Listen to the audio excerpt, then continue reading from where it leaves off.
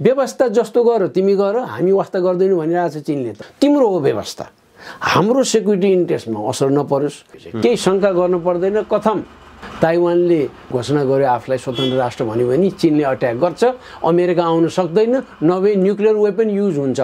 सम्भवतः यी मूलधारका दलका सबै आउट भएर अर्को समीकरण बन्न सक्छ। यो कुनै मृगतृष्णा होइन, यो केही न केही प्रयास भइरहेछ र यसलाई चीनले पक्कै हेर्छ। भारतले समयमा विचार नपुर्याएदेखि नेपालमा ठुलो उथलपुथल हुन्छ। त्यो उथलपुथलले उसले घुर्की लाएर तर्साएर त्यहाँबाट इन्डियन फौज बोर्डरभित्र आइहाल्छ। तराई त हाम्रो पकेटमा छ। भारतले 3 चोटि सोच्नुपर्छ, अब 2 चोटि होइन 3 चोटि। भारत टुक्रिने क्रम सुरु हुन्छ। धेरै उसका छिमेकी राष्ट्रहरू खुसी हुन्छन्, चुप लाग्छन्, भित्रभित्र उत्साहित हुन्छन्, किन उसले धेरै दुःख दिँदै आएको 70 वर्ष भइसक्यो।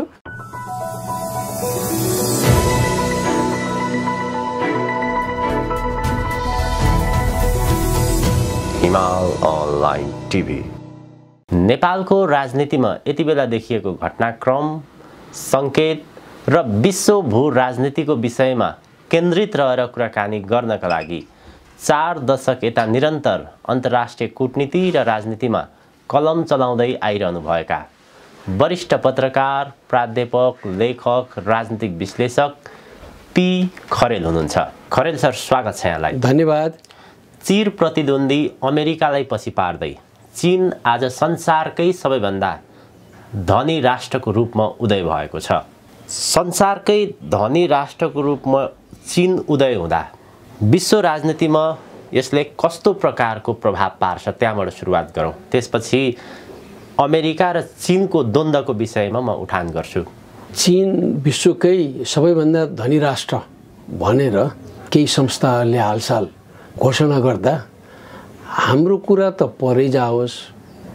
वर्ल्ड ब्याङ्क र वर्ल्ड ब्याङ्क अन्नदाता भने नि हुन्छ, किनभने सबभन्दा ठुलो संरक्षक त अमेरिका नै हो। वर्ल्ड ब्याङ्कको अमेरिका नै महाचकित खाएको जस्तो छ। के कारणले भन्यो भने मैले यहाँहरूलाई नै पटक पटक भन्दै आएको थिएँ, आइएमएफलाई कोट गर्दै अर्को 7 वर्षमा चीन विश्वकै सबैभन्दा धनी राष्ट्र हुन्छ भनेर आइएमएफले भनेको छ। भन्दै आएकोमा यहाँ त सन् 2021 टुङ्गिने अगाडि नै सबैभन्दा धनी राष्ट्र हो भन्दाखेरि अरूले अनुमान गरेको भन्दा 6-7 वर्ष अगाडि नै सबैभन्दा धनी राष्ट्र विश्वको भनेर उदाउनुको मतलब अमेरिका चकित, महाचकित।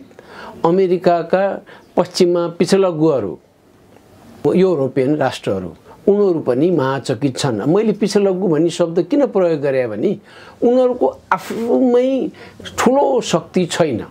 अमेरिकाको नेतृत्वमा अरू विश्वका राष्ट्रहरूमा आफ्नो प्रभाव जमाउन खोज्दै आएका हुन्। यिनीहरू अमेरिकालाई साथमा लिएर उसैको नेतृत्वमा उसैमा भर परे उनीहरू। अब अहिले आउँदाखेरि त 6-7 वर्ष अगाडि नै विश्वको सबैभन्दा ठुलो राष्ट्र, धनी राष्ट्र भन्ने बित्तिकै यसले संसारभरका सरकारहरूमा एउटा साह्रै महत्त्वपूर्ण सन्देश दिएको छ आफैले। र यो चीनले दाबी गरे पनि होइन र यसबारे प्रतिक्रिया पनि ठुला राष्ट्रहरूका सरकारको आएको पनि छैन।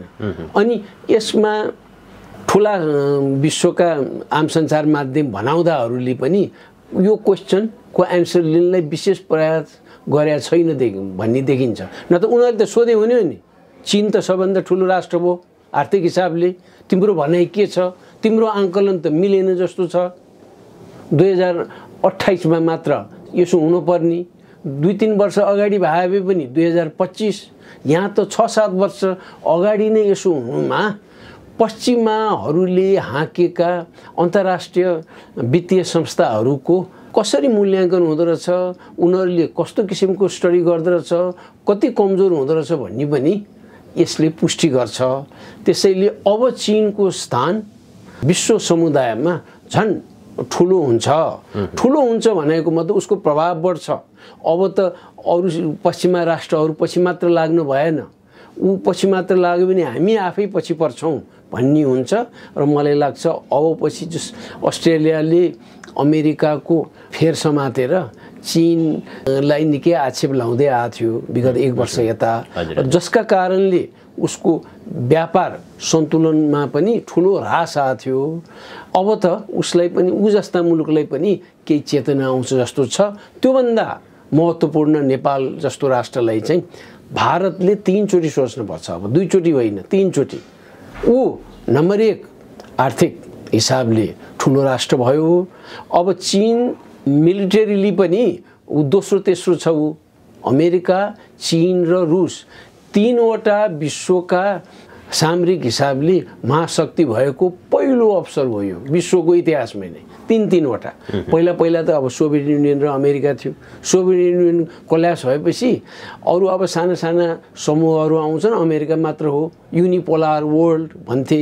अब आएर त्रिशक्ति, त्यसको मतलब अमेरिकाको शक्ति घट्यो, रुसले बिस्तारै सोभियत युनियनको जस्तै त्यो बेलाको समयमा उसको जति शक्ति थियो त्यस्तै खालको शक्ति स्थापना गर्न ऊ करिब करिब सफल भएको छ।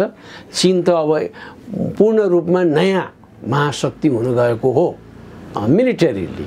त्यसैले नेपाल र विश्वका अरू राष्ट्रहरू त छँदैछ, दक्षिण एसियाली अरू राष्ट्रहरूमा चाहिँ नयाँ किसिमको दृढता आउँछ भनेको मतलब पहिला चाहिँ बाध्य भएर बा इच्छाले नै भारत केन्द्रित हुनु पर्थ्यो, अब हुँदैन। श्रीलङ्काले त भारतलाई नकारेको भइसक्यो नै, अहिले 7-8 वर्षै भइसक्यो। किन उसले चाहिँ त्यहाँका तामिल विद्रोहीहरू विरुद्ध कारबाही गर्दाखेरि उसलाई सर्टन इक्विपमेन्ट चाहिएको थियो जुन भारतले दिएन। चीनले ऐन मौकामा दिएकोले ऊ चाहिँ कृतज्ञ छ चीनप्रति। अब त झन् चीनै उदाउन लागिसकेपछि त अब छोड्नु भएन यो मित्रता भन्ने हुन्छ। अब बङ्गलादेश त चीनतिर निकै ढल्किसकेको छ, खाली खुला रूपमा नभनेको, किन उसको आर्थिक स्वार्थ, राष्ट्रिय स्वार्थले गर्दा, अरू एन्टी इन्डियन भएर पनि होइन। नत्र सन् 1971मा बङ्गलादेश स्वतन्त्र हुँदाखेरि त भारतकै सपोर्टले ऊ स्वतन्त्र हुन सकेका हो। ऊ कृतज्ञ नै थियो। कृतज्ञ हुँदैमा उसको गुलामी नै गर्नुपर्छ भन्ने हुँदैन भन्ने उसले नमुना प्रस्तुत गर्यो। र पछिल्लो पटक गएको मार्च महिनामा मोदीले ढाकाको भ्रमण गरे, किनभने बङ्गलादेश स्वतन्त्र भएको 50औं वर्ष मनाउनको लागि त्यहाँ जाँदाखेरि कैयौँले विरोध गरे मोदी विरुद्ध। किन विरुद्ध गरे भने काश्मीरमा भइरहेको झन्डै 70 वर्षसम्म लागू भइसकेको, 70, 65, 68 वर्ष भनौँ, लागू हुँदै आएको संविधानको प्रावधान फालेर काश्मीरको विशेष स्थान थियो, त्यहाँ विशेष अटोनोमस स्थान, त्यो रद्द गरिदिए उनले। त्यस कारणले बङ्गलादेशीहरू चिडिए। नत्र बङ्गलादेश त अरू मुस्लिम मेजोरिटी मुलुकहरूभन्दा बढी सापेक्ष छ भन्ने छ धार्मिक हिसाबले। अब अहिले यो घटनाले ऊ रिसाएको छ। भारतीय राजदूतले हसिना वाजेसँग भेट खोज्दाखेरि पनि नदिएकै हो यही साल। त्यसपछि मोदीले गएर सम्हाल्न हुन्छ कि उसले एउटा भ्रमणलाई अवसर पारेर, अनि अवसर चाहिँ त्यही स्वर्ण जयन्ती मनाउँदाखेरि तैपनि त्यहाँका बङ्गलादेशी नागरिकहरू उनको विरोधमा उत्रे, ठुलो सङ्ख्यामा उत्रे। त्यहाँ 2टा राष्ट्र गयो। पाकिस्तान आजकल अलि शान्त छ। शान्तको मतलब ऊ पूर्ण रूपमा सामरिक हिसाबले नयाँ पावर इक्वेसनमा ऊ लागेको छ। चीन र रुससँग उसको सम्बन्ध धेरै गाढा भएको छ विगत 10 वर्ष यता विशेषतः। अनि नेपालमा त अब पहिला त भारतको एकाधिकार जस्तो थियो, खाए खा नखाए घिच भने जस्तो, सधैँ कहिले नाकाबन्दी लाउने, कहिले नेपाललाई चाहिने अत्यावश्यक सामानहरू एउटा न एउटा बहानामा भन्सारमा रोकिदिने, अनि यहाँ चाहिँ किक्ली हुनुपर्ने स्थिति थियो। अब यहाँका मान्छेहरू त्यस्ता भारतीय व्यवहारबाट चिडिएर अब वाक्क दिक्क व्याक्क भएको कारणले अब भारत विरुद्ध त सेन्टिमेन्ट बढ्ने नै भयो, बढ्छ नै। त्यस कारणले यो अवसरमा अब चीनलाई कोतर्नको लागि नेपाल उर्वर भूमि हो भन्ने निष्कर्ष पश्चिमा राष्ट्रहरू पुगेका थिए। अब अमेरिकाले त्यही कारणले डिकोड चाइना भन्ने एउटा प्रोजेक्टै स्वीकृत गर्यो त्यहाँको सिनेटले यसै साल केही महिना अघि हो, जस अन्तर्गत 30 अरब रुपियाँ इन्डो पेसिफिक स्ट्र्याटेजी अन्तर्गत यहाँका पत्रकार, बुद्धिजीवी, एनजिओ, सिभिल सोसाइटीका सदस्यहरूलाई खर्च गरेर BRI विरुद्ध र चिनिया गतिविधि विरुद्ध खर्च गर्ने भनेर स्पष्ट रूपमा लेखेर सार्वजनिकै गरेका छ उनीहरूले।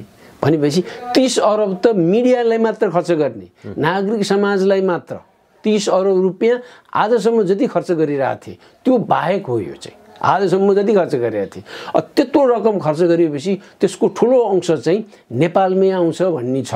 कारण भियतनाममा त्यस्तो खर्च गर्न सक्दैनन्, उसले दिँदैन, भारतमै दिँदैन त्यत्रो खर्च गर्नलाई चाहिँ। किन त्यसो गर्यो भने पश्चिमातिर त्यहाँका बुद्धिजीवीहरू पूर्ण रूपमा ढल्किन्छन्, पछि आफैलाई घाँडो हुन्छ भनेर उसैले चेक गर्छ त्यहाँ चाहिँ।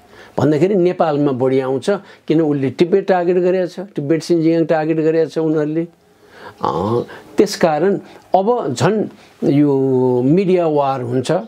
सुरुमा परिष्कृत किसिमले कोसिस गर्छन्, अहिले पनि छन त 12-15वटा अनलाइनलाई खर्च गरे जस्तो छ, 5-6वटा ठुला अनलाइन न्युज पोर्टल्सलाई खर्च गर्दै आएको छ, स्तम्भकारहरूलाई, टक सोका एङ्करहरूलाई खर्च गरेको छ भन्ने छ।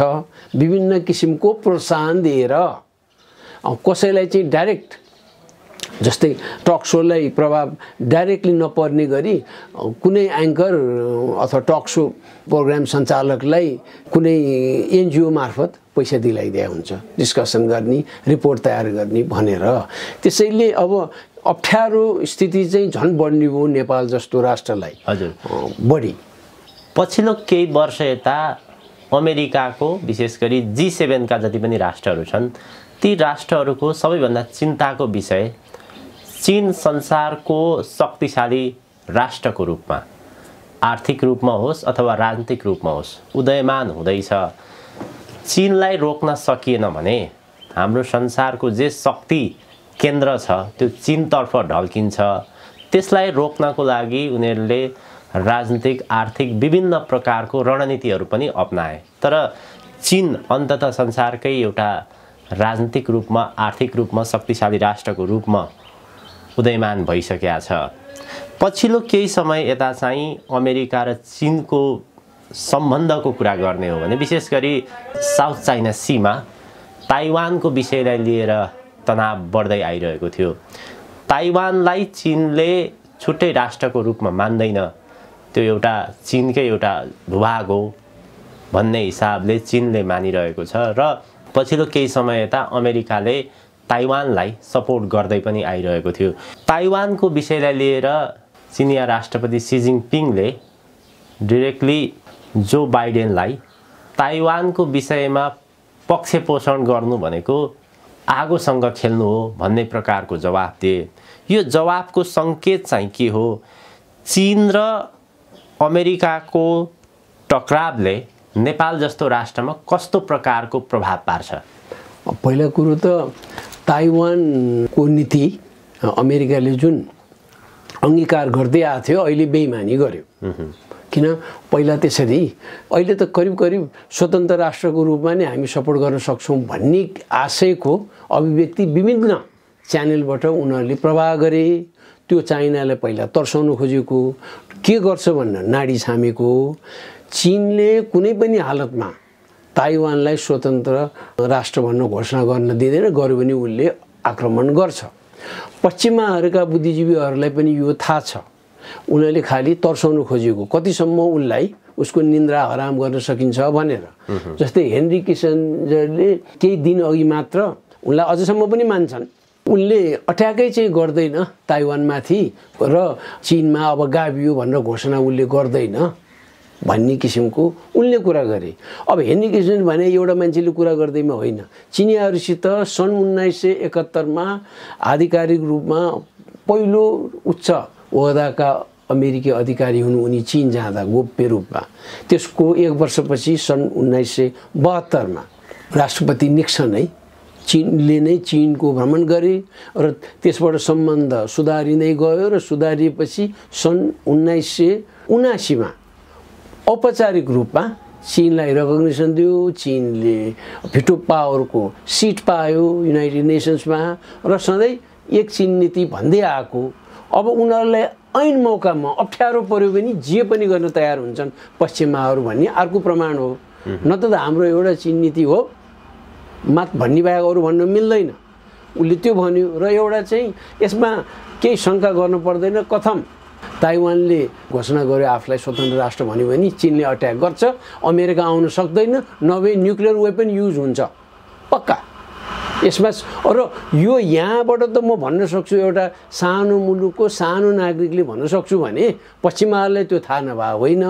चीन त अब एकदमै बलियो हुने भयो भनेर पाकिस्तान उत्साहित, भारतका बुद्धिजीवी भनिनेहरू र धेरैसो चाहिँ प्रायोजित बुद्धिजीवीहरू चाहिँ अब तर्सिया छन्। भारतीय सरकारले पनि तीनचोटि सोच्नु पर्यो अब चीनलाई चिडाउने कि नचिडाउने। त्यसको मतलब भारत चाहिँ कमजोर बन्ने पनि होइन चीनलाई खुसी पार्नलाई, तर उसको लेजिटिमेट इन्ट्रेस्ट बाहेक अरू मुलुकसित मिल्यो भने भारत टुक्रिने क्रम सुरु हुन्छ भन्ने चाहिँ उसले झन् महसुस गरे हुनुपर्छ। र भारत टुक्रिने क्रम भयो भने धेरै उसका छिमेकी राष्ट्रहरू खुसी हुन्छन्, चुप लाग्छन्, भित्रभित्र उत्साहित हुन्छन्। किन उसले धेरै दुःख दिँदै आएको 70 वर्ष भइसक्यो, धेरै राष्ट्रलाई कुनै न कुनै प्रकारले दुःख दिँदै आएको। जस्तै उसले ह्युमन राइट्सको नाममा होइन, त्यो चाहिँ जस्तै पूर्व पाकिस्तान बङ्गलादेश बनेको भारतको स्वार्थले पनि हो। त्यो त्यहाँ अन्याय भएको थियो होला, दबिया थियो होला, तर ऊ जहाँ जहाँ जुन मुलुकमा केही जनसङ्ख्या केही समुदाय दबिया छन् भनेदेखि ऊ इन्टरभेन गर्न कहीँ पनि गएको छैन। जस्तै वेस्ट एसियामा कहीँ पनि कुरै गर्दैन, ह्युमन राइट्स जति भायोलेट भए पनि कुरै गर्दैन। त्यहाँ थुप्रै इन्डियन मूलका मानिसहरू छन् अफ्रिकामा, कहिले कुरा उठाउँदैन। यहाँ चाहिँ दक्षिण एसियामा चाहिँ उसलाई अप्ठ्यारो पर्यो उठाउने। जस्तै श्रीलङ्कामा 30 वर्षभन्दा बढी त्यहाँ तामिल विद्रोहमा त उसैले तालिम दिए दक्षिण भारतमा भन्ने सबैलाई थाहा छ। पश्चिमाहरूले पनि त्यसमा बोलेनन्, प्रभाकरणलाई पनि उनीहरूले तालिम दिए हो, तर प्रभाकरणमा चाहिँ उसको राष्ट्रियताको भावना चाहिँ आयो अनि उसले चाहिँ इन्डियनले भने म मान्दिनँ भन्नु ऊ गयो। अनि इन्डियन सरकारले विभिन्न त्यहाँ षड्यन्त्र गरेर दबाब दिएर 1987मा इन्डियन ट्रुप्स त्यहाँ पठायो, तर निकै मरे सबैले। तामिल विद्रोहीहरूले समेत विदेशी हस्तक्षेप मुर्दाबाद भनेपछि आफै फर्क्यो, हारेर फर्क्यो। त्यसको मतलब त एउटा थियो।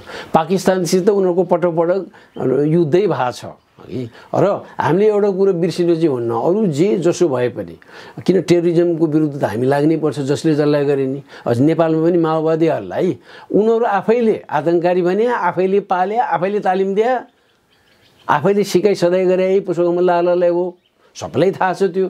तर पश्चिमाहरूले यसबारे बोलेनन् नि, त्यसैले नेपालीहरूलाई चेतना आउनु पर्यो। उनीहरूले यस्तो पर्यो भने चाहिँ नबोल्ने, अरू मुलुकमा हरेक कुरा उठाउँछ, यो किन उठाएन? आतङ्ककारीहरूलाई भारतले किन पालिरहेछ, किन तालिम दिइरहेछ भन्ने उसले दिनै दिएन। उसले मिडियामा पनि प्रेरित गरेर ब्रिफिङ गरेन, उसैको मिडियालाई नि गरेन। यी जम्मै नर्डिक कन्ट्रिजका राष्ट्रहरूले पनि बोलेनन्, डेनमार्कले बोलेन, फिनल्यान्डले बोलेन, कसैले पनि बोलेन नि त, स्विडेनले बोलेन, नेदरल्यान्ड्सले बोलेनन्। अहिपछि सधैँ हामी कहाँ यस्ता ठुला अन्तर्राष्ट्रिय निकाय छन् भनेर भन्ने नि, अस्ट्रियाले बोलेन, बेल्जियमले बोलेन, फ्रेन्च कसैले नि बोलेनन् नि। भनेपछि आफ्नो स्वार्थ थियो उनीहरूको आफ्नो स्वार्थ भने उनीहरूको मूल्य र मान्यता, उनीहरूको धर्म नेपालमा लाग्ने, त्यसकारण उनीहरू नबोलेका। अब नेपालीहरूले पनि यो थाहा नपाए त होइन, तर नेपाली समाजलाई नेतृत्व दिने बुद्धिजीवी वर्ग, मानव अधिकारवादीहरू, नागरिक समाजका अगुवाहरू भनिने र राजनीतिक दलका नेताहरू ठुलो सङ्ख्यामा अरू बाह्य शक्तिहरूको एजेन्ट बनेका छन्। त्यहाँको एजेन्ट तिनीहरूको प्यादा बनेका कारणले हामीले दुःख पायौँ। अब के हुन्छ त भारत एक्लिन्छ। श्रीलङ्का त्यसै टाढिया थियो, बङ्गलादेश टाढिँदै गएको थियो, पाकिस्तान त उनीहरूको युद्धै पटक हुने ठाउँमा उनीहरू त फरक भए। अब नेपाल एउटा हो, नेपालमा एन्टी इन्डिया फिलिङ धेरै छ। भुटानसहित चीनतिर अलिकति सफ्ट हुँदै गयो भन्ने आभास हुँदैछ। र एउटा कुरो जस्तोसुकै त्यहाँ प्रोटेक्टोरेट भारतको भए पनि एक दिन बिहान हामीले त चिनिया ट्रुप मगायौँ भन्न पाउँछ उसले। यो के को ट्रिटी र सिटी 1949 को ट्रिटी भन्नु केही पनि पर्दैन, केही पनि पर्दैन। उसले भनिदियो भने चिन आए गरिदिन्छ, ल खा त भनेर। हेरिदिन्छ उसले त। त्यो त बुझ्या होला। उसले भन्दाखेरि नेपाललाई अप्ठ्यारो सिचुएसन आउँछ किन यहाँका केही बुद्धिजीवी भनिने समूहहरू र नेताहरू चाहिँ ठुलै सङ्ख्यामा प्रभावशाली नेताहरू बाह्य शक्तिको प्यादा बन्दै आएकोले हामीलाई अप्ठ्यारो, किन निर्णय उनीहरूले गर्छन् बाहिरबाट प्रभावित भएर, अनि उनीहरूको प्रभावमा उनीहरू पर्ने भएले मुलुकको निर्णय उनीहरूले गर्छन्। क्रीडास्थल बन्छ यो त, चीनले त्यसै त छोड्दैन, अमेरिकाले धम्की दिन सक्ने। अनि एउटा कुरो सी जिनपिङ यिनीहरूले जो बाइडेन अर्को 3 वर्ष त 1 वर्ष नि भएको छैन जो बाइडेन प्रेसिडेन्ट भएको, 79 वर्ष पुरा भइसक्यो उनी। अब छोड्ने बेलामा 82 वर्षसम्ममा उनको मानसिक सन्तुलन कायम हुन्छ कि हुँदैन भनेर अमेरिकी बुद्धिजीवीहरू र प्रेसले नै यो प्रश्न उठाएको छ। उनी अब प्लेन चढ्दाखेरि पनि अब एकैचोटिमा यसो सिँढीमा उनी यसो ढलमलाए, एकचोटि ढलमलाउनु त स्वाभाविकै हुन्छ, पटक पटक कहिले कहिले जो सामान्य मान्छेलाई नि हुन्छ हामीलाई नि हुन्छ, तर उनी त त्यही क्रममा 2 चोटि ढलमलाए। त्यो एउटा थियो, टाइममा कुरा बिर्सिन लाए। अनि अस्ति उहाँ युरोपमा भएको सम्मेलनमा पनि उनी निदाइरहेको थिए 3। त्यसपछि उनले चाहिँ अरू पनि थिए वायु गरे भने पार्नु हो, फेरि के हो मिनिङ भने अब यो त अन्यलको कुरा हो, किनभने आफूलाई कन्ट्रोल गर्ने उनी फिजिकली सक्दैनन् भन्ने। यो कुरा कसले भने हो? चिनियाले भने होइन, रसियनले भने होइन, नेपालीले हामी जस्ताले नि भने होइन, उनैका बुद्धिजीवी उनैका सिक्युरिटी एक्सपर्ट्सहरू र बुद्धिजीवीहरूले चिन्ता व्यक्त गरे उनी फिजिकली ठिक छैनन्। किन उनी व्हाइट हाउसमा प्रवेश गर्दा नै अमेरिकाको इतिहासमा सबैभन्दा बढी उमेरको राष्ट्रपति भनिएको थियो। उनीभन्दा 3-4 वर्ष कान्छो हुँदाखेरि रोनाल्ड रेगन प्रेसिडेन्ट हुँदाखेरि 1981 मा ओहो उनी त बुढो मान्छे भन्थे, उनीभन्दा 4-5 वर्ष जेठा भइसकेर यिनी राष्ट्रपति भए। रेगन नै दोस्रो टर्ममा अलिअलि उनको मानसिक सन्तुलन कहिले कहिले अलिकति गुम्न जाने हो कि गुम्या हो कि भन्ने थियो। अब यिनमा त त्यो लक्षण आएर 3 वर्ष 2 महिना अझ बाँकी छ, यस्तो छ। त यो परिस्थितिमा चीनको प्रभाव झन् किन बढ्छ भने अब चीन उदाउँदै गयो, उसको शक्ति बढ्यो, उसको इकोनोमिक पावर बढ्यो। अनि इकोनोमिक पावर भन्दाखेरि मैले पहिला पनि कम्तीमा एकपटक भनेको छु, अफ्रिकामा विगत 20 वर्ष यता सारा संसारको लगानी एकातिर अफ्रिकामा त्योभन्दा ठुलो लगानी चीनले प्रत्येक साल गर्दै आछ।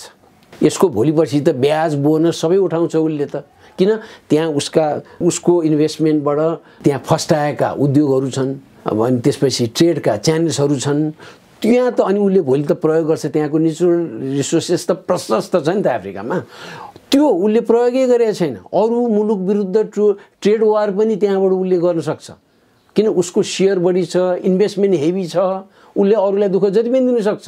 त्यो त प्रयोगै गरेको छैन उसले, त्यो त पश्चिमाहरूले बुझेको छ, भारतले बुझ्या होला। र तैपनि यसले सक्दैन। पश्चिमाहरू सेकेन्ड वर्ल्ड वारदेखि अहिलेसम्म एक छत्र गरेका उनीहरू, हामी पनि उनीहरूका गुलामी गर्दै हिँडेका भन्ठाने होला। अब त्यस्तो हुँदैन। अनि यो डेमोक्रेसी भन्नेखेरि डेमोक्रेसी भन्दै गएपछि अब यसको परिभाषा फरक हुन्छ।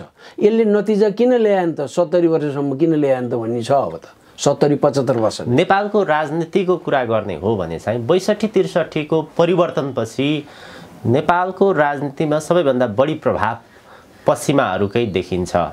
72 मा संविधान बन्यो, त्यसमा पनि प्रभाव पश्चिमाहरूकै देखिन्छ र अहिलेको सरकारको प्रभाव पनि पश्चिमाहरूकै देखिन्छ। अब यो चीनको उदयले नेपालको राजनीतिक परिवर्तनमा कस्तो प्रकारको प्रभाव फेरबदल गर्छ कि गर्दैन? यसले गर्नुपर्ने हो। हजुर, के कारणले भने साइडलाइनमा भएका जस्तै आम नेपाली असङ्गठित छन् नेपालमा, त्यसैले थोरै राजनीतिक दलका नेताहरू र उनीहरूका अलि सशक्त किसिमले हिँडिरहेका कार्यकर्ताले टन्न पैसा खाएर प्रभाव जमाएर हालिमुहाली गर्दै आएका हुन् विगत 15 वर्ष यता। विशेष त यिनीहरू बाहेक अरू चाहिँ सङ्गठित छैनन्। तपाईँ हामी त सङ्गठित छैनौँ नि त। अनि जहिले पनि यिनीहरूकै आवाज ठुलो, यिनीहरूकै पकड आम सञ्चार माध्यममा नि छ। के कारणले भने नेपालमा विभिन्न दलसँग आबद्ध 18,000 भन्दा बढी पत्रकार छन्। 18,000 भन्दा बढी, जबकि पत्रकार महासङ्घको टोटल सदस्य सङ्ख्या नै 11,000 जति छ। भने विभिन्न आम सञ्चार माध्यममा छन्, उनीहरूले हरेक किसिमको डिसइन्फर्म पनि गर्छन्। अनि पत्रकार नै आबद्ध भएर राजनीतिक दलसित लाग्ने भने त अनौठो हो नि त डेमोक्रेसीमा चाहिँ, लोकतन्त्रमा। अब यसलाई उनीहरूले डिस्करेज पनि गरेका छैनन्, विश्वसनीय भएन। त्यसैले नयाँ विकल्प आउनै पर्छ। त्यो विकल्पमा चाहिँ एउटा त पहिलेदेखि राज संस्था फर्क्यो भनेदेखि फर्किन पर्ने, फर्क्यो भनेदेखि स्थिति अलि सम्हालिन्छ भन्ने आशा गर्ने ठुलै सङ्ख्यामा मान्छेहरू थिए र विगत 1-1.5 वर्ष यता त अलिक बढे पनि हो। तर यसले काम गरेन भने अर्को विकल्पतिर जान्छन् मान्छे, नेचुरली जान्छन्, त्यो त जान्छन्। तर यो विकल्पमा चाहिँ सम्भवतः यी मूलधारका दलका सबै आउट भएर अर्को समीकरण बन्न सक्छ। यो कुनै मृगतृष्णा होइन, यो केही न केही प्रयास भइरहेछ, भइ चाहिँ रहेछ। अब कुन किसिमले प्रस्फुटित हुन्छ, कति सशक्त हुन्छन्, अनि यसलाई अरूले पनि हेर्छन् र यसलाई चीनले पक्कै हेर्छ। चीनले चाहिँ हेर्छ यसलाई, किनभने अहिलेसम्मका मूलधारका राजनैतिक समूहहरू भन्दाखेरि अब अहिले सत्तामा जो छन्, अब मेन अपोजिसनमा जो छन्, उनीहरू त हुन् नि, र सत्तामा खास नभएका राप्रपा जस्ता पनि। तिनीहरूमा ठुलै सङ्ख्यामा नेतृत्ववर्ग त बाह्य शक्तिबाट प्रभावित पनि छन्। नयाँ कसरी ल्याउने हो भन्दाखेरि नयाँलाई के हुन्छ भने हामीले अब नेपाललाई सही ट्र्याकमा लान सक्छौँ, हामीले पनि अवसर पाउँछौँ भन्दाखेरि उनीहरूले पनि बाहिरसँग पनि सद्भाव खोज्छन्। त्यो त पक्कै हो, संसारभरकै नीति हो यो। बाहिरबाट पृथ्वीनारायण शाहले पनि एकीकरणको अभियानमा कहिले बिहा गरेर सम्बन्ध सुधार गरेर अनि आफू यहाँ काठमाडौँ उपत्यका हान्नतिर लाग्ने अगाडि फेरि गोर्खामा फेरि अर्कोले हान्देला र खाइदेला भनेर त सम्बन्ध त वरिपरिका राज्यहरूसित त गरे नि त उनले। त अहिलेको युगमा त नहुने हुँदैन। विकल्पहरूमा एउटा राष्ट्रवादी शक्तिहरू जुन वामपन्थी धारमा पनि छ, वामपन्थी समुदायहरूमा, र अरूले हेरेको दृष्टिले प्रयोग गर्नलाई मात्र है, मुता न्यानो लिनलाई मात्र, अनि आफूसित चित्त बुझेन तर डेमोक्रेटिक कुरा गर्छ भने दक्षिणपन्थी मण्डली इत्यादि भन्दै आएका, अब त्यसले काम गर्दैन। तिनीहरू एउटै छातामुनि भने एउटा कोलिसन जस्तो एफोर्ट गरेर तिनीहरू बन्न सक्छन्। केही प्रयास भइरहेछ, यो चाहिँ सफल होलान् नहोलान्, हुन त यो 6-7 समूहमा भइरहेछ। यो म आजै डिक्लेयर गरिदिन्छु, हो योभन्दा बढी अहिले भन्न चाहन्न। चीनको भित्री चाहना चाहिँ भित्री रूपमा के सुनिन्छ भने नेपालमा जति पनि राजनीतिक दलहरू छन्, चीनलाई कुनै दलप्रति पनि विश्वास छैन। केही दिन अगाडि मात्र चीनले सङ्केत गरेका थियो कम्युनिस्टहरूलाई तिमीहरू मिल, विशेष गरी माधव कुमार नेपाल र केपी ओलीलाई।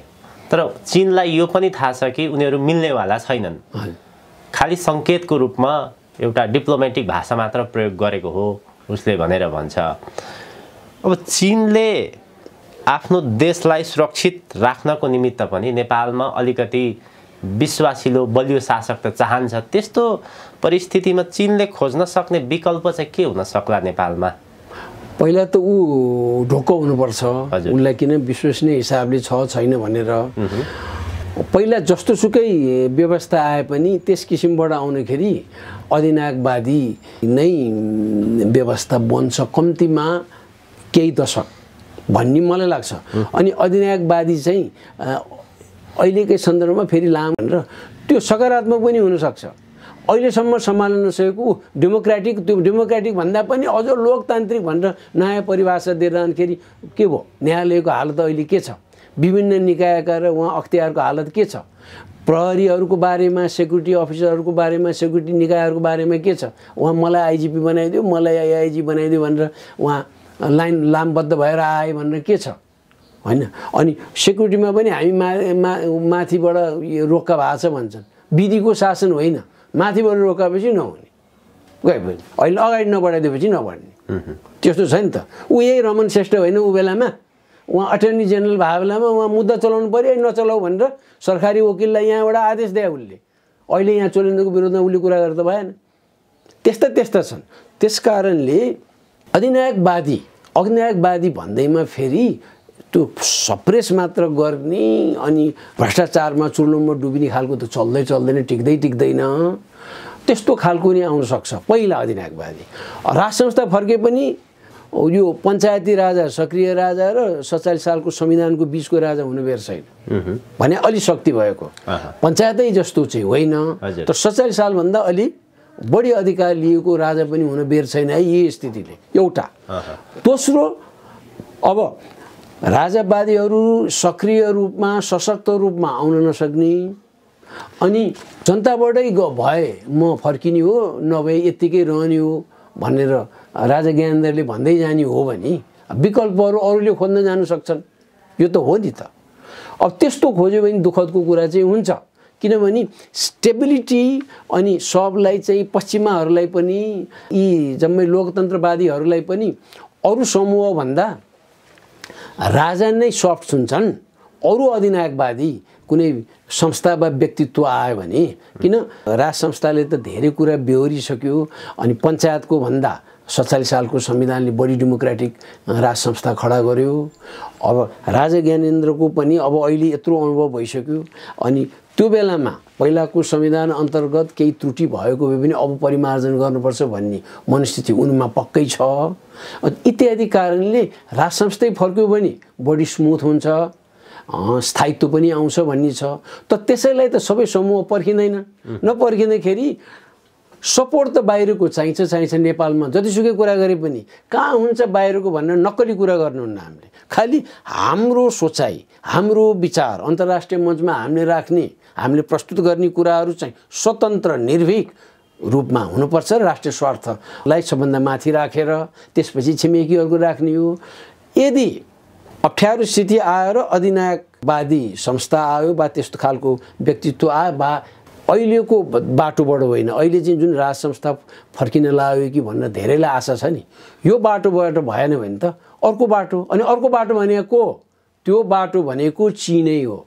यति मान्नुहोस्, लेखेर राख्नुहोस्। सधैँ भारतलाई हाम्रो एउटै धर्म भनेर बस्दैनन्। एउटै धर्म हो भने बङ्गलादेश किन टुक्रिन्थ्यो? पूर्व पाकिस्तान बङ्गलादेश भएर किन टुक्रिन्थ्यो? एउटै राष्ट्र होइन, दुईटै मुस्लिम होइनन्? एकैचोटि स्वतन्त्र भयो होइन पाकिस्तान र भारत? जान्छ कतिलाई यो चित्त बुझ्दैन, असह्य होला र यो गलत पनि लाग्ला, तर हामीले तथ्यलाई हेर्दाखेरि नकार्न मिल्दैन। हुन्छ बेठिक होला, तर जान सक्छ यो चाहिँ। के कारणले भने चीन पनि आतुर छ, उसलाई पनि समर्थक चाहिन्छ अनि उसको सेक्युरिटी इन्ट्रेस्ट हेर्छ। उसलाई सिर्फ कहाँ तिब्बत नजिक खालि त्यो ढुङ्गामा कोतर्नी भन्न मात्र तर्स्या होइन उसले त।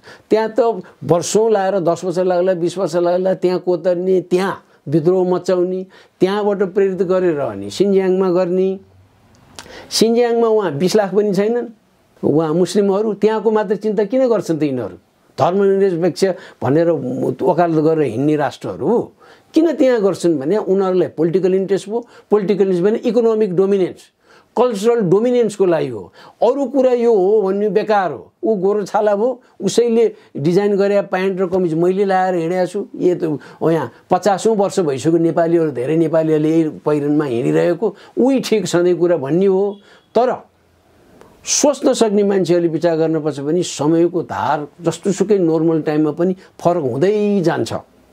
खोलाले पनि यसो आफ्नो भावमा पृथक ढङ्गले बग्छ उहिलेदेखि नै हजारौँ। कहिले चाहिँ मरुभूमि बन्छ, कहिले बाढी आउँछ, कहिले अर्कैतिर जान्छ अनि कहिले खोला नै अलग भाव हुन्छ, सुक्छ। अब अहिले पनि भारतले समयमा विचार नपुर्याएदेखि नेपालमा ठुलो उथलपुथल हुन्छ। त्यो उथलपुथलले उसले घुर्की लाएर तर्साएर त्यहाँबाट इन्डियन फौज बोर्डरभित्र आइहाल्छ। तराई त हाम्रो पकेटमा छ। उसलाई त उसलाई चाहिँ एउटा के भ्रम छ भनेदेखि तराई मूलका मानिसहरू सबै उसको पकेटमा, उसले जे भन्यो त्यही गर्छ।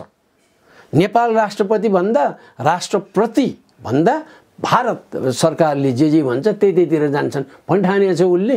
भोलि यो गलत साबित हुन्छ। तर गलत साबित भए पनि नभए पनि उनीहरूको केसमा यदि चीनको समर्थन लिएर सक्रिय रूपमा लिएर हामी हाम्रो राष्ट्रियताको लागि अघि बढ्छौँ भन्न कुनै समूहहरू एकत्रित भएर आउने एकदम प्रबल सम्भावना छ। यो नओकेलेको मात्र हो मान्छेले, कतिलाई यो पाच्य हुँदैन अरूलाई पाच्यको कुरो होइन, हुन्छ के भने पो त मैले यो होस् भने पनि होइन, तर यो हुने सम्भावना प्रबल छ। र मैले एकैचोटि एकै रातमा यो निष्कर्षमा पुगे होइन, पहिलेदेखि नै भारतले विचार गर्नुपर्छ सधैँ धर्म एउटै हो ऊ हो भनेर हुँदैन। सबैभन्दा बढी दुःख नेपाललाई दक्षिण एसियामा कसले दिएको छ? भारतले यतिको दुःख बङ्गलादेशलाई दिएको छैन, श्रीलङ्कालाई दिएको छैन। नजिक चाहिँ सधैँ नेपाललाई मात्र दिन्छ। हामी हिन्दू भयो भन्न अनि भारतको गुलामी गरेर हिँड्नु पर्ने, उसले जे गरे पनि ठिक छ भन्नु पर्ने, नत्र भने ओ यो त भारत विद्रोही रहेछ भनेर हामी डराउनु पर्ने आफ्नै मुलुकमा। अब त्यो अवस्था आउँदैन। लाग्छ म जस्ता नहुला, 5 वर्ष लाग्ला 10 वर्ष लाग्ला, तर यो स्थिति अहिले नेपालको जे स्थिति छ धेरै वर्ष त लाग्दैन यदि राज संस्था बाहेकै विकल्प निस्कन थाल्यो भनेदेखि। आजका मितिसम्म मलाई राज संस्थै लाग्छ। अब राज संस्थाले पनि सोच्ने बेला आयो, विकल्प सधैँ दक्षिणतिर मात्र हेर्ने, यताबाट हुन्छ कि उत्तरबाट हुन्छ कि भन्यो भने डगमगाउन सक्छ। यो कुरा यही कुरा पनि कति राजावादीहरूले त्यो चित्त नबुझ्न सक्छ। म कसैलाई चित्त बुझाउनु त म यसरी बोले होइन नि त, मैले यो बोल्ने बित्तिकै कति त नकारात्मक टिप्पणी आउँछ नि त, त्यो सहन सक्ने क्षमता ममा भएर त यो भने। यदि राजावादीहरूले भने जसलाई चाहिँ राज संस्था चाहिन्छ त्यसलाई राजावादी भने हो। मैले राज संस्था चाहिने भन्नुले सक्रिय रूपमा उनीहरू अगाडि बढ्ने र कन्भिन्स गरेर मास सपोर्ट अझ देखिने गरी आउन सकेन भनेदेखि अर्को विकल्पतिर आउँछ।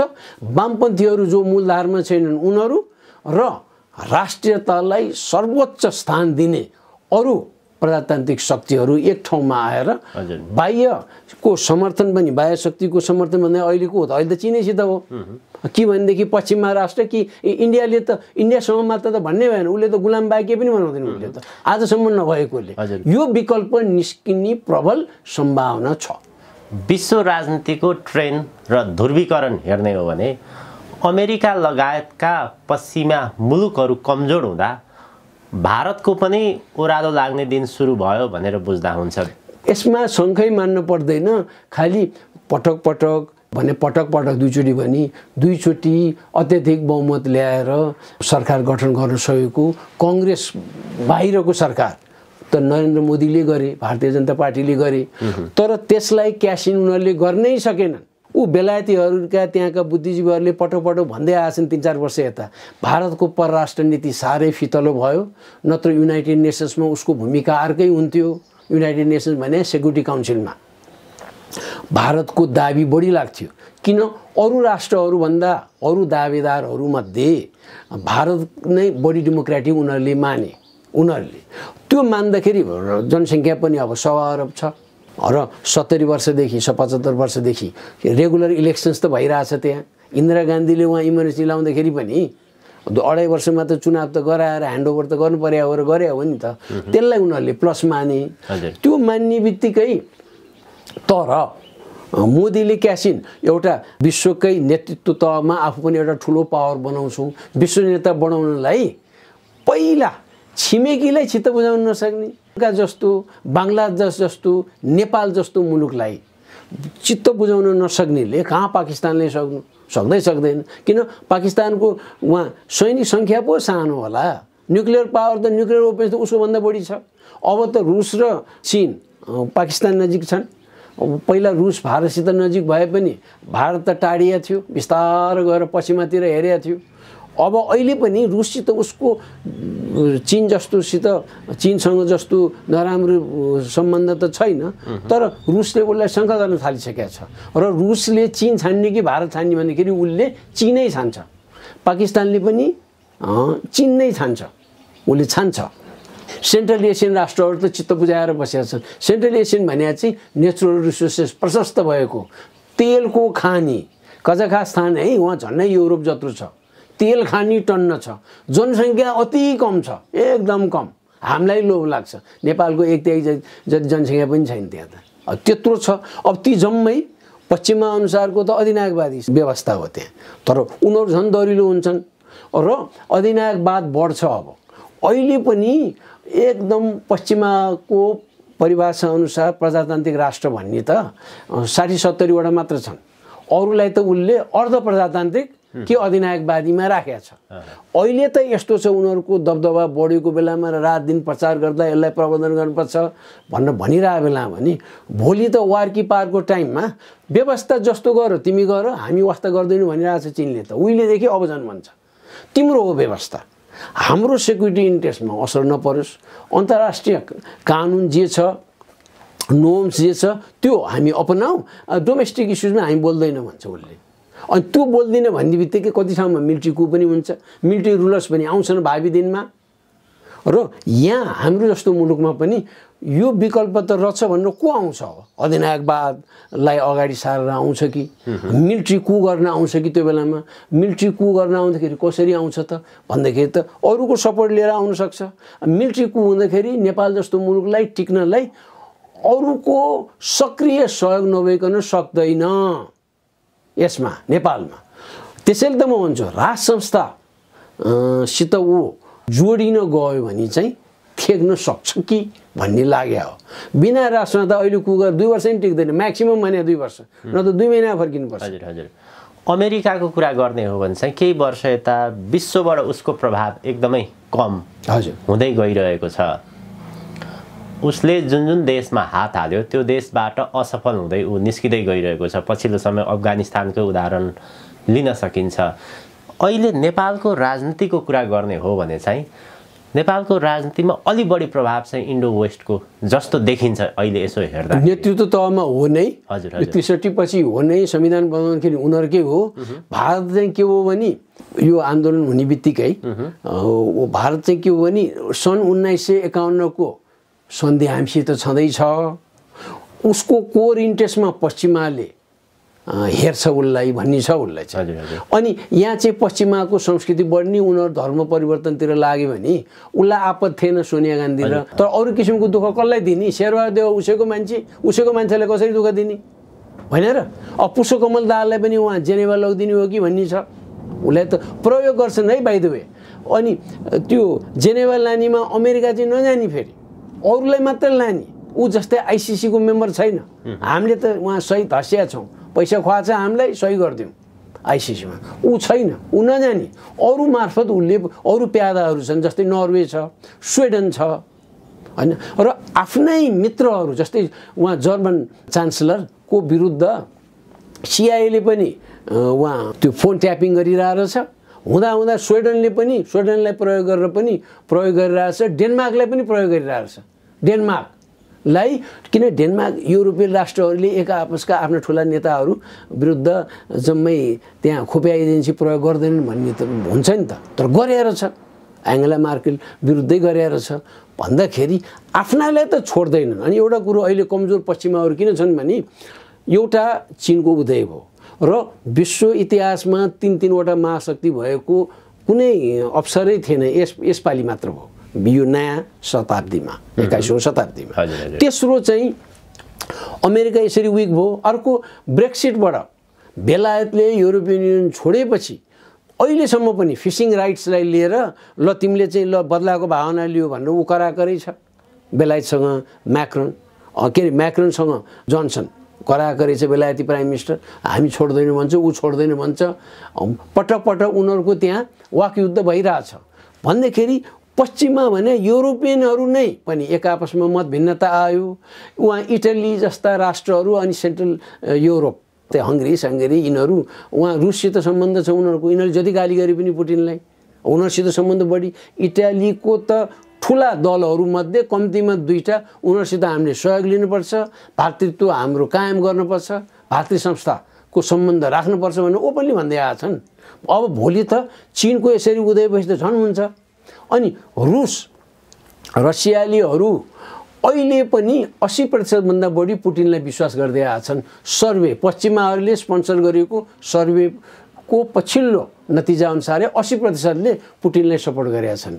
80% 20 वर्ष 21 वर्ष पावरमा बसिकन अर्को महिना 21 वर्ष हुन्छ डिसेम्बरमा ऊ त भन्दाखेरि ऊ 1999 को डिसेम्बरमा भयो।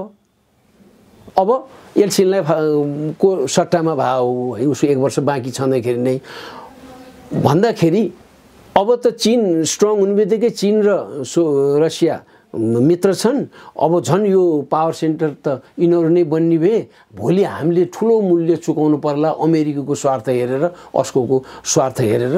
हाम्रो आफ्नो इज्जत राख्ने, प्रतिष्ठा राख्ने, तर अब हाम्रो डोमिनेन्स, हाम्रो एकाधिकार पहिलाको जस्तो अहिले त उनीहरूले राम्रो हुन्छ राम्रो, भोलिदेखि यिनीहरूले बिहा गर्नुहुन्न भन्यो भने हामीलाई त्यही भन्न बिहा गर्नुहुन्न, यो के काम यो त? प्रस्टिट्युसन, म्यारेज इज लिगलाइज प्रस्टिट्युसन भनेर उहिले भनेका थिए उनीहरूका विद्वानहरूले, बुझ्नु? कानुनी त्यहाँ आधार मात्र दिएको, न त प्रस्टिट्युसन हो म्यारेज भनेर उनीहरूका विद्वानहरूले भनेका थिए। अहिले त हो भनिदिन्छन्। हो भन्यो भने यहाँको बुद्धिजीवी पनि हो, जमाना कहाँ गइसक्यो, कहाँ गयो बिहा भनेको थियो? यो त वैधता मात्र दिया हो, वेश्यावृत्तिलाई भनिदिन्छन् उनीहरू। त्यस खालको संस्कृति अरूले रुचाएको छैनन्। त्यसैले तर अमेरिकाले पनि त्यसै छोड्दैन। किन यति पनि नरहला, आफू घट्दाखेरि कुन तहसम्म पुग्छ उसलाई पनि थाहा छैन। त्यसैले धम्क्याउने, इख्याउने, तर्साउने गर्छन्। र हामीलाई चाहिँ फेरि चीन मात्रको उदय होस् भन्ने पनि छैन हामीलाई त। किन ब्यालेन्स अफ पावर कायम हो भने फेरि भोलि त अर्को एम्बिसन आउला नि त, अनि डोमिनेन्ट यसले गर्ला नि त फेरि चीनले। हामी त्यो पनि चाहँदैनौँ। त्यस कारणले अहिले बढी पावर इक्वेसन सन्तुलित हुने क्रम छ। सन्तुलित नहोस्, हाम्रो डोमिनेन्स हो भनेर पश्चिमाहरू लगाएको, पश्चिमाहरू कमजोर भए हुन्। नेपालमा पश्चिमाहरूकै हालिमुहाली हुँदै आएको हो 63-62देखि नै। त्यो आन्दोलनमा यिनीहरू नै लागेका हुन्। त्यसैले यहाँको युएनडिपीका कर्मचारीहरूलाई त्यस्तो कहीँ पनि गर्दैन। युएनडिपीका कर्मचारीले तिमीहरू आन्दोलनमा जानु पर्दैन यसरी भन्ने इन्करेज गरेर त्यहाँका स्थानीय नेपाली कर्मचारीहरू आन्दोलनमा आए। त्यसरी गर्न पाइन्छ? भोलिका दिनमा यसको हिसाब गरिन्छ। बन्द गरिँदैन होला, तर त्यहाँ धेरै कुराहरू छन् हामीले घटाउन बढाउन सक्छौँ। त्यहाँको उनीहरूको स्टाफ निगरानी राख्न सक्छौँ हामी। अनि आइएनजिओ चाहिँ चलाउन नपाए हुन्थ्यो, यिनीहरूले नचलाइदिए हुन्थ्यो। व्यवस्था परिवर्तन भयो भने आइएनजिओहरू चल्नै पर्छ। यहाँ आइएनजिओ हरेक किसिमका छन्। परराष्ट्र मन्त्रालयमा दर्ता गराएर निलो प्लेट चढेर हिँडिरहेछन्। किन थियो?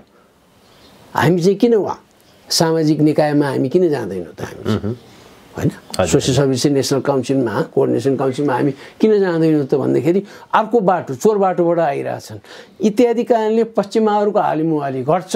तर यो विकल्प आएन भने त झन् हामी कमजोर हुँदै जान्छौँ। र भोलि हरेक ठाउँमा, हरेक निकायमा बाह्य शक्तिकै एजेन्टहरू हुन्छन्। त्यसपछि नयाँ अर्को एजेन्टहरू आउँछन् र नेपाल स्वतन्त्र रहँदैन, गयो। हजुर, तपाईँ हाम्रो चिन्ताको विषय केही वर्षदेखि नेपालमा जस्तो प्रकारको राजनीतिक घटनाक्रमहरू देखिएका छन्, विदेशीहरूले जसरी प्रत्यक्ष अप्रत्यक्ष रूपमा खेलिरहेका छन्, यसले चाहिँ नेपालको राजनीति कतातिर लैजाला, यसको ल्यान्डिङ कसरी होला, सुरक्षित ल्यान्डिङ होला कि असुरक्षित ल्यान्डिङ होला, यस्तो प्रकारको चिन्ता छलफलमा आइरहेको बेला भारतीय जनता पार्टी भाजपाका प्रधानमन्त्री नरेन्द्र मोदी छन्। उनकै पार्टीका प्रवक्ताले नेपाल हिन्दू राष्ट्र हुनुपर्छ, हिजो पनि थियो र भोलि पनि हुनेछ।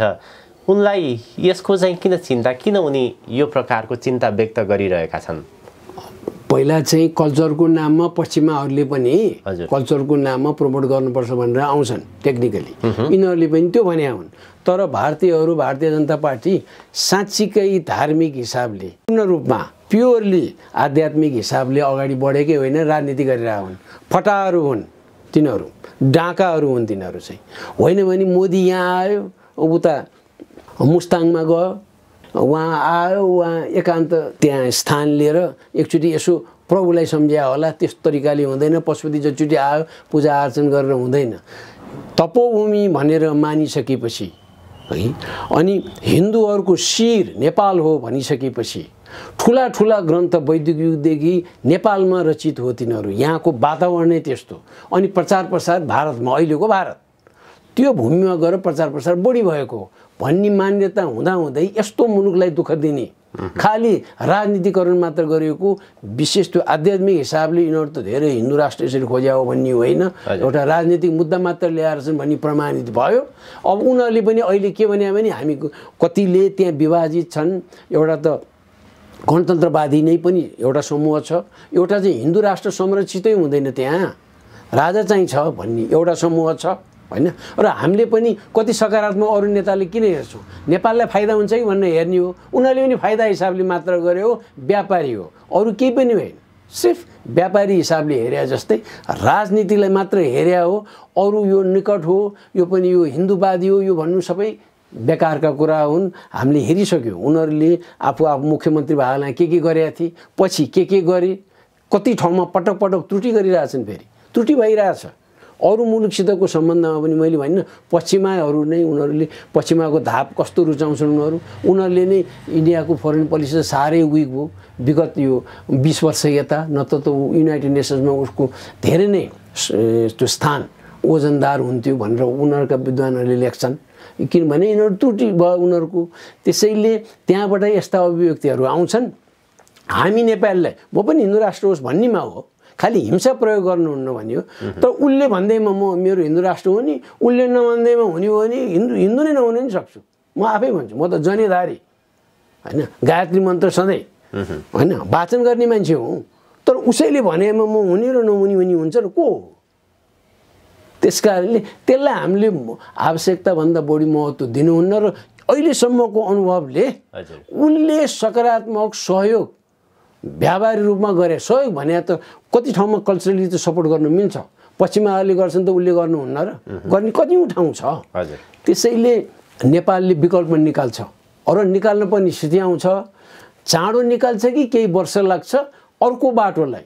यदि राज संस्थाको छारीमा मुलुक अगाडि बढ्ने हो कि बा अर्को विकल्प, यो व्यवस्थाबाट हुँदैन। यो पक्का छ।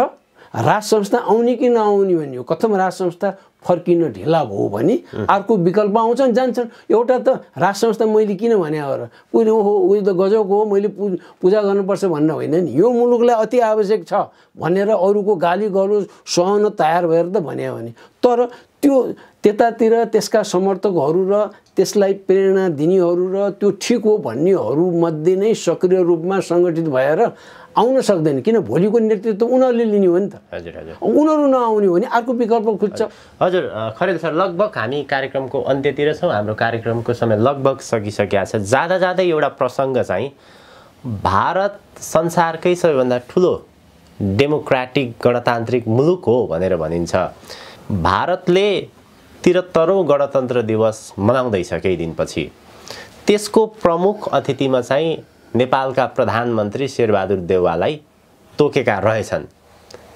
उनले प्रमुख अतिथिको रूपमा शेरबहादुर देउवालाई तोक्नुको अर्थ प्रधानमन्त्रीलाई नेपाललाई त्यति धेरै महत्त्व दिएको भनिन्छ कि अथवा कसरी बुझ्ने हो? एउटा चाहिँ बोलाउँदाखेरि केही न केही किसिमको प्रभाव पर्छ, प्लस पोइन्ट हुन्छ भनेर दिएको हो। तर यो प्रश्न ओपनली पटक पटक अरूबाट उठेको थिएन, सिर्फ म मात्रबाट हो। मैले पटक पटक बोल्दा, अन्तर्वार्ता दिँदा, लेख्दा आएको। किन भुटानी राजाहरूले 5 पटक इन्डिपेन्डेन्स डेमा के अरे रिपब्लिक डेमा चिफ गेस्ट भएर गए उनीहरू। पहिलोमा त राजा त्रिभुवनै उहीँ थिए 7 सालमा।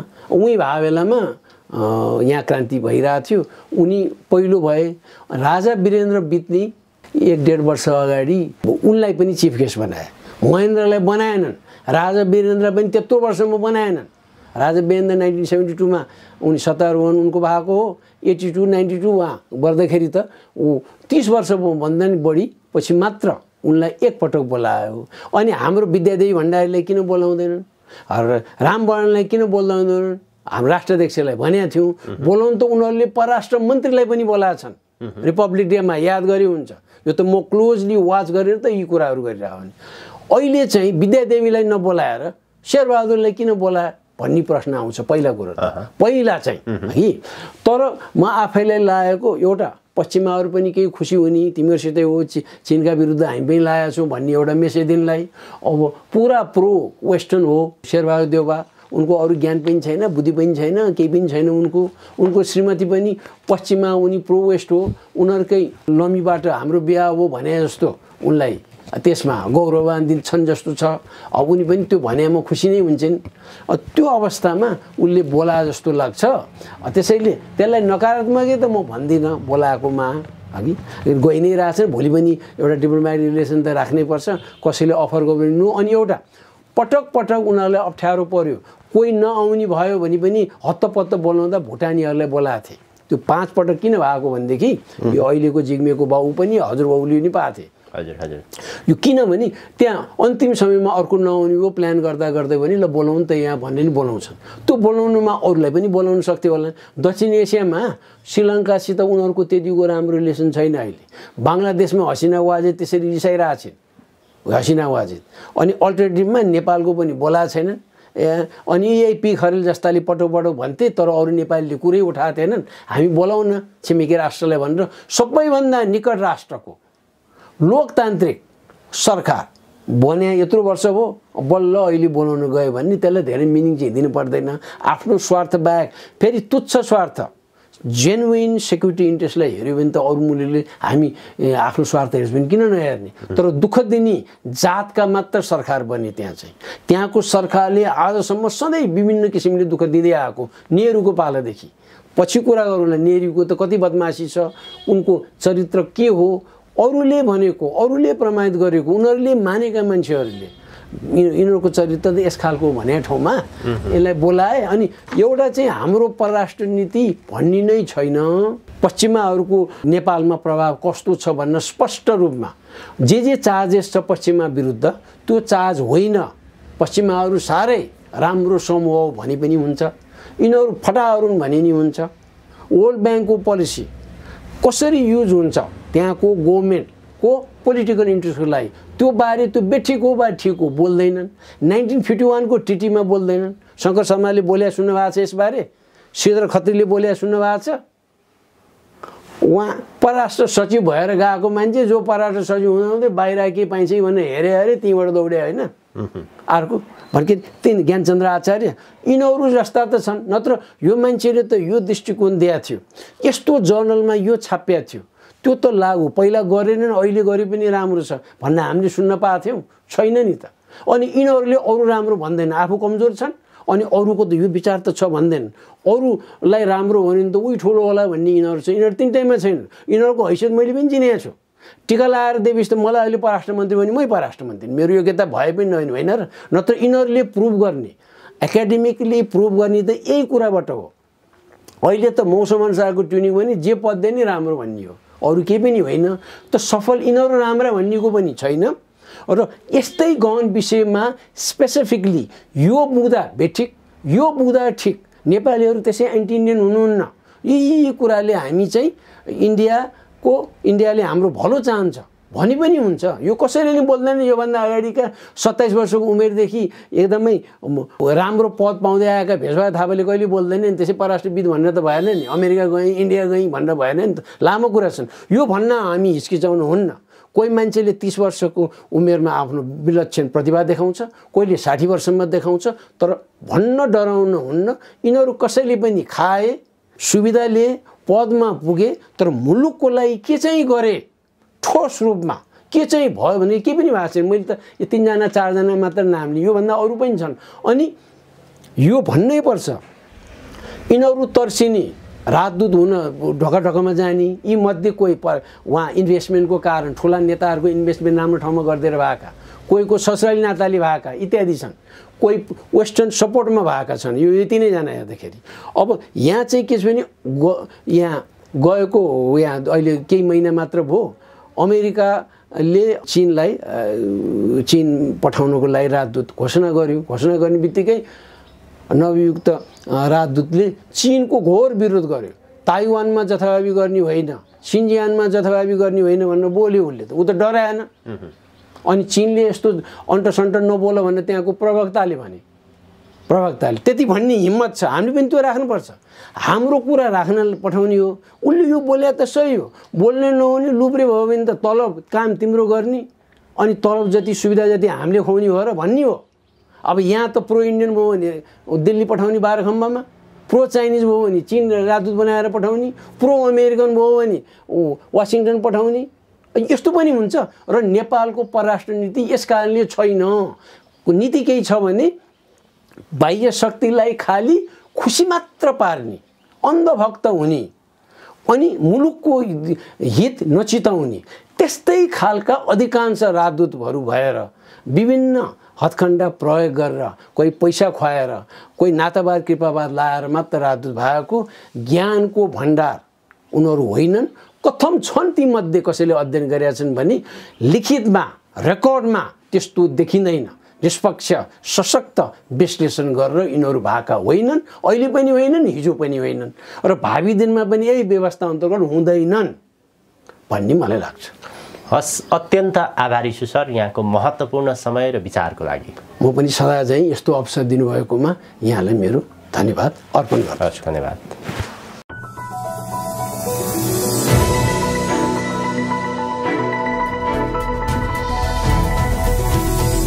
हिमाल अनलाइन टिभी।